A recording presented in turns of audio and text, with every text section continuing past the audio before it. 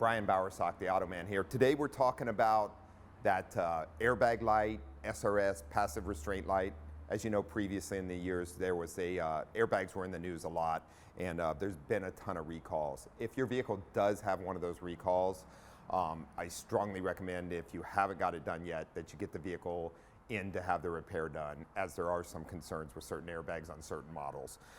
But almost every vehicle these days, actually every vehicle these days, now has a passive restraint system and airbag systems. So from the simple airbags that are in the dash and in the steering wheel itself, to side airbags now and other airbags to protect occupants if the vehicle is involved in a collision, extremely important.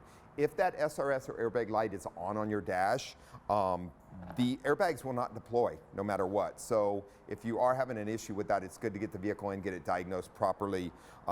If the vehicle is involved in an incident that deploys an airbag, typically the modules have failed and they're no good anymore.